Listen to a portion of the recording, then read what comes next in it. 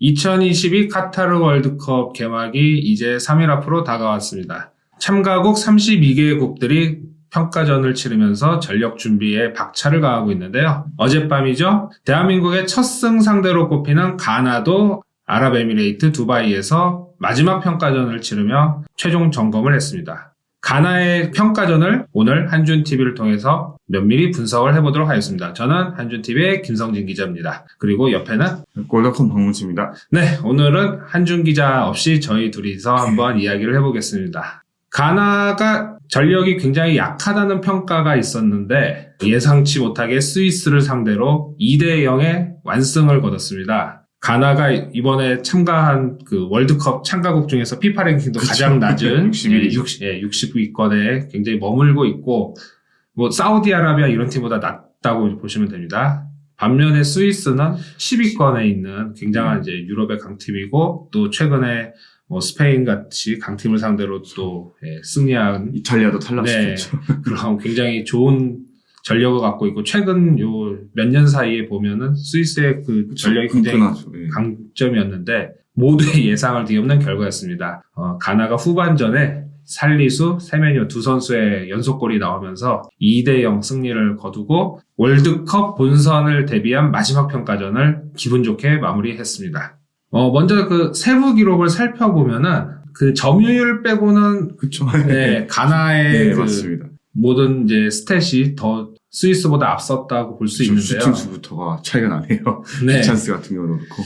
이거 11대7 슈팅이었는데 어쨌든 그쵸, 두 골이었으니까. 두 골을 넣었고 뭐 적은 슈팅에도 불구하고 굉장히 이제 효율적으로 축구를 네, 잘 했고요. 점유율은 이제 사실 56대 44로 스위스가 조금 앞섰지만 그래도 경기 전체적으로는 이제 가나가 아무래도 선수비 후역습 전략을 통해 가지고 계속 스위스를 흔들었고, 스위스가 뭐 공을 많이 잡긴 했는데 이게 뭐 공만 많이 잡았지만 효율성은 전반 초반에만 좀 있었고, 좀 전반 중반 넘어가면서부터 약간 가나한테 흐름을 내줘가지고 좀 전체적으로 봤을 때는 가나가 좀 더 좋은 경기를 펼쳤다고 볼 수 있습니다.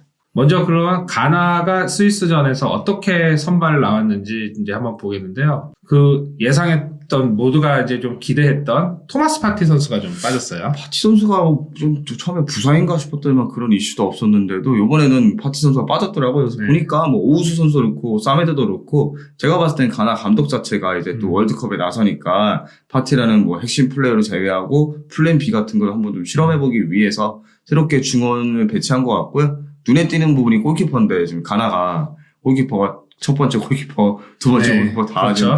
몸 상태가 안 좋아가지고 아티직이라는 선수가 이번에 수문장으로서 나왔는데, 이 선수가 제가 기억하기엔 예전에 일본전에서 되게 실수했던 임팩트가 컸던 걸로 아는데, 이번 경기에서는 뭐 사실 뭐 스위스 자체가 뭐 그렇게 슈팅을 많이 때리지 않아서 그럴 수도 있겠지만은 별다른 그런 건 없었어요.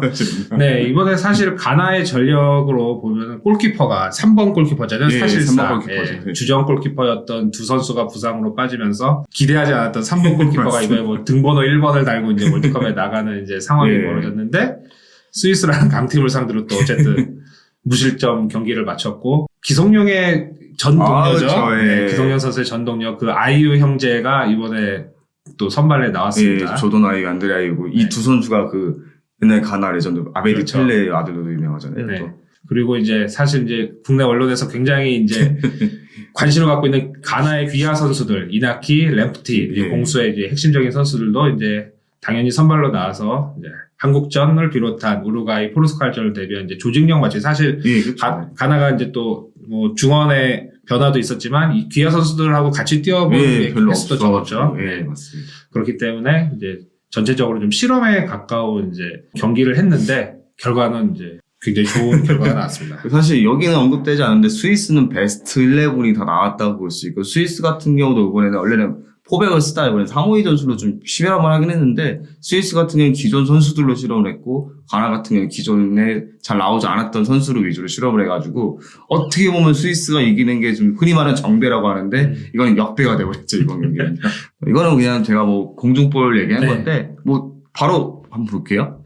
그 후반 24분에 살리스 선수가 그 헤더 슈팅으로 선제 득점을 넣었는데 이게 세트피스 상황이었거든요. 저희가 뭐 후술하겠지만 세메뇨 선수가 그 슈팅 기회를 가져갔다가 그 이후에 코너킥 상황에서 발생했는데 여기서 코너킥을 올리고 한번 화살표를 보시면 아시겠지만 한번 밀어줘요. 네. 그 상황에서 스위스의 수비수가 실수를 범하자 그 공이 두 개로 보이시는데 아래 공이 많습니다. 뒤에 공이 다른 공이. 저도 이거 보면서 뒤에 공이 두 개 됐는데 그렇죠. 저 정도로 점프력이 네. 높은 건 아니고 살리스 선수가 높은 그 제공권 싸움에서 우위를 점하면서 헤더 슈팅으로 폼으로 열었어요. 이렇게 되면서 1대0으로 따냈고 그리고 주목할 게 바로 5분 뒤에 또 골을 네, 넣어요. 굉장히 네. 돌파가 좋았어요. 네, 돌파가 좋더라고요. 이게 보시면 세메뇨 선수가 바로 이게 공을 받고 찔러줘요. 근데 옆에 있던 왼쪽에 있던 슐레마나 선수가 공을 받고 또 드리블로 전진을 해가지고 순식간에 스위스 수비진을 무너뜨린 다음에 본인이 직접 차고 들어가요. 네, 아마 아시겠지만 스위스 골키퍼가 얀 존모라고 되게 분데스리가에서도 손꼽히는 숨은장이잖아요. 그렇죠. 골키퍼인 존모가 여기서 나와서 막은 건 잘했는데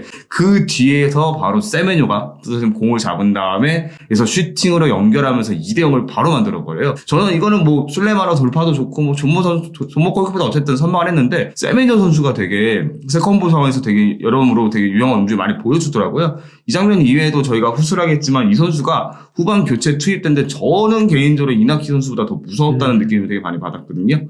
그 다음 또 장면 살펴보면은 자 일단 가나의 강점에 대해서 말씀을 드리면은 일단 빨라요. 되게 빠르다. 그 굉장히 역습적인 이제 플레이라든지 수비 공간 노리는 것 이런 게 굉장히 빠르고 저도 이걸 이제 스위스의 상황을 우리 한국으로 바꿔보면은 이런 역습 상황을 우리가 얼마나 빨리 대처하느냐. 맞습니다. 가나의 두 번째 골 장면 같은 경우에는 충분히 발생할 수 있는 상황이잖아요. 충분히 발생할 수 있을 것 같더라고요.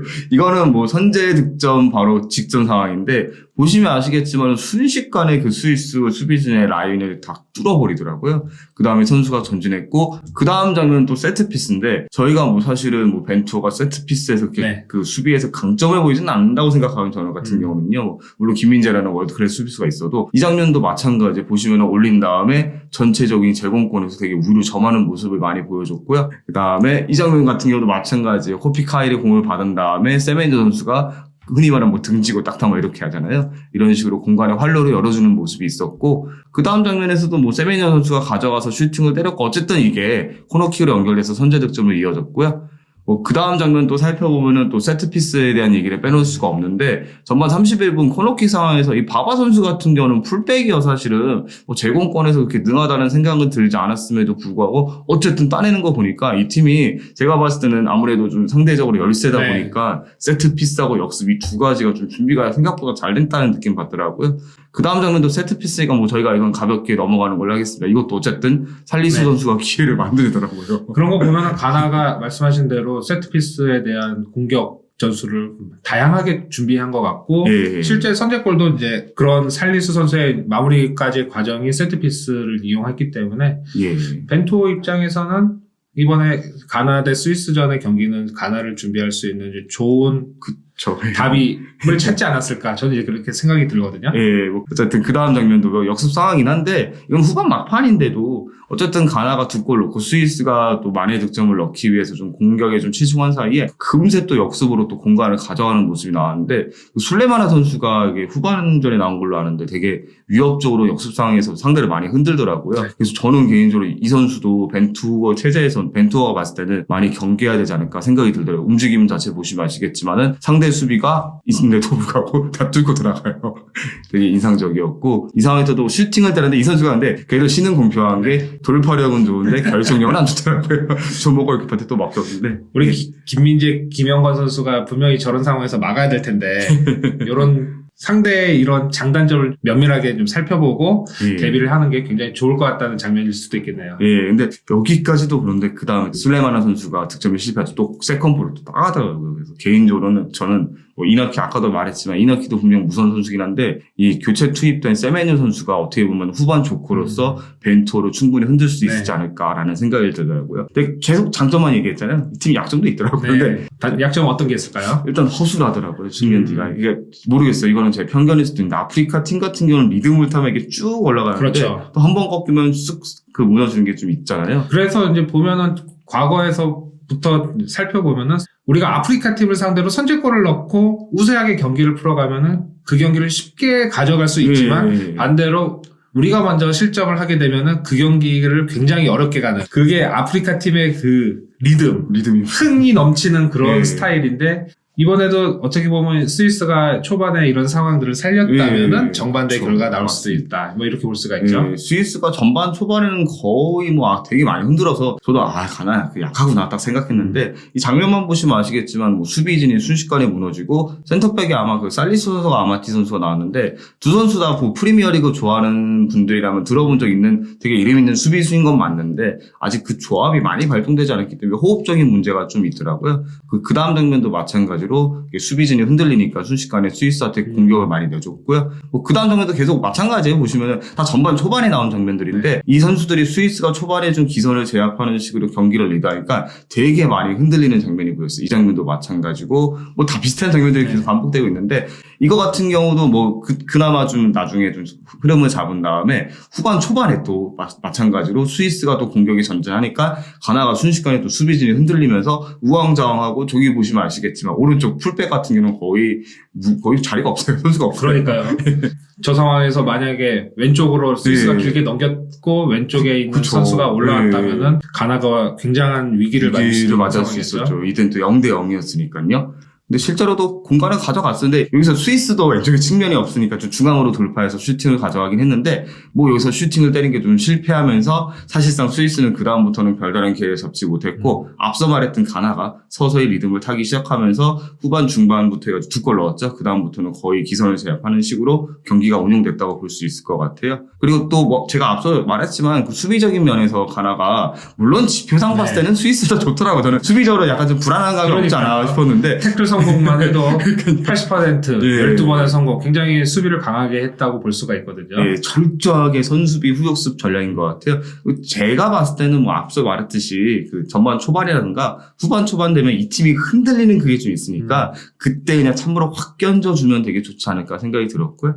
이 경기에서 저는 뭐 살리수 선수라든가 뭐 이나키 선수라든가 램프티가 워낙 유명하니까 그쪽으로 스포트라이트가 뭐 당연히 쏠릴 수밖에 없었는데 저는 개인적으로 이 세메뇨 선수가 좀 무섭더라고요. 약간 옛날에 그 토고의 아데바요르 같은 느낌이라고 할까. 약간 기죽기죽해가지고 막 연계 플레이도 되고 이래서 뭐 물론 평점은 높진 않았어요. 보니까요. 뭐 7점대니까. 그리고 예. 그렇지만 뭐 이번 시즌 아직 4골밖에 넣지 예, 못했어도 그렇죠. 예. 충분히 공격적인 능력이 갖추고 있는 선수이기 때문에 그렇죠. 또 나이도 또 어린 편이기도 하고 또 이런 선수가 또 특징이 또 어리고 하니까 또 한 번 또 이게 딱 올라가면 또 올라갈 수 있는 타입이니까 그렇죠. 뭐 그 다음에는 그 술레마나 선수. 이 선수는 뭐 프랑스 리그원의 렌에서 뛰고 있는데 렌이라는 팀 자체가 되게 유망주 발굴도 잘하고 좋은 팀이거든요. 실제로도 보시면 아시겠지만 뭐 도움도 기록했고 그 두 번째 골도 그렇고 마지막 장면도 그렇고 이 선수가 역습 과정에서 상당히 측면에서부터 상대를 많이 흔들어주는 모습을 보여주더라고요. 보니까요. 그런 면에서 마찬가지로 이 선수가 뭐 물론 선발로 나설 가능성이 크긴 한데 후반 조크로 나오면 약간 그 벤투어가 지친 그 측면을 많이 공략하지 않을까라고 생각 들었습니다. 그렇게 보면은 벤투어에서 좌우를 맡을 김진수, 뭐 김문환, 김태환 같은 뭐 윤정현 선수도 있고 맞습니다. 이런 선수들이 말씀하신 대로 후반에 술레마나가 나올 경우에 굉장히 집중력을 갖고 수비를 해야 된다. 뭐 그렇게 볼 수도 있겠네요. 굉장히 잘 흔드는데 근데 앞서 말했지만 이 선수가 발은 정확도는 좀 떨어지더라고요. 그러니까요. 실제로 스탯 자체도 막 그렇게 좋은 편은 아니니까. 그 다음도 장면 보면 뭐 대한민국 벤투어가 공략할 장면이긴 한데 앞서 말한 거랑 비슷해요. 전반 초반이랑 후반 초반에 이 팀이 순간적으로 수비진이 많이 무너지니까 우리 대표팀도 라인 브레이킹을 통해서 뒷공간을 파고 들어가면은 또 뭐 스위스는 없지만 우리에겐 또 어쨌든 손흥민 선수가 있으니까 그렇죠. 마무리 지을 선수가 있잖아요. 굉장히 빠른 선수들을 활용해서 이런 뒷공간을 파고 들어야 이른 시간에 선제골을 넣고 경기 주도권을 잡고 우리가 이제 승리로 갈 수 있는 길을 만들 수 있는 그런 가나의 약점. 어떻게 보면은 스위스가 초반에 어떻게 공략하면 좋을지 수 있다 이런 걸 이제 보여준 장면을 할 수 있네요. 그 다음 장면 경기할 포인트인데요. 딱 이 팀이 세트피스 상에서 되게 강했고 마찬가지로 역습 상에서 순식간에 수비진을 무너뜨린 모습이 인상적이었는데 그러면 그 다음에 벤투호하고 가나 대표팀 뭐 예상 선발 포진도 있는데요. 네. 미드필더에 파티가 들어왔네요. 가나가. 그냥 제가 넣은 거예요. 사실 이게 저도 쿠두스 선수도 그렇고 아이유 선수도 약간 위치 쿠두스 선수 같은 경우는 뭐 아약스에서도 워낙 되게 유망한 선수이기 때문에 어디다 넣을지 몰라서 일단 네모칸 쳤고요. 뭐 이 경우 같은 경우는 되게 변수가 많을 것 같아서 일단 이렇게 제가 가나 대표팀에 이렇게 나오지 않을까라고 생각해서 넣긴 했습니다. 결국에는 벤투호가 대표팀이 맡기 위해서는 파티의 중원 장악을 예. 잘 대비를 해야 될 것이고 이냐키, 술레마나 같은 공격수들의 움직임도 굉장히 수비수들이 대비를 잘 해야 될 것 같다는 생각이 드네요. 개인적으로는 네. 스위스전 대형 기준에서는 아프겠지만 저는 이런 식으로 나올 수도 있을 것 같아가지고 어떻게 보면 파티 선수가 또 중원 장악력이 상당히 좋으니까 약간 4-1-4-1 전술로도 나올 수 있다는 생각이 들어서 그래서 이런 식으로 한번 좀 포메이션이 나올 수도 있지 않을까라고 이 경우는 생각해서 이제 파티의 능력을 굉장히 높게 이제 활용할 수도 있는 그런 가나의 대형일 수도 있고 우리 벤투 대표팀 같은 경우에도 그에 대비해서 중원을 어떻게 싸우냐. 결국에 가나전의 승부는 1차적으로는 파티가 있는 그 미드필더진을 어떻게 우리가 제압을 하느냐부터 시작을 하고 그쵸. 그다음에 발빠른 공격수들의 움직임을 묶어버리는 네. 전 개인적으로 그래서 물론 황의조 선수도 있고 뭐 조규 선수도 있겠지만은 손흥민 선수가 또 뭐 회복 세력 뭐 네. 아직 100% 장담은 못하더라도 일단은 뭐 사실 역습 상황에서 손흥민 선수는 뭐 저는 메달주급이라 생각하기 때문에 충분히 이런 식으로도 나올 수 있지 않을까 싶어가지고 한번 짜봤는데 뭐 아직 대표팀 베스트 11은 확실하게 모르겠어요. 그렇죠. 경기가 시작할 때까지 가봐야 알 수 있는 거기 때문에 예.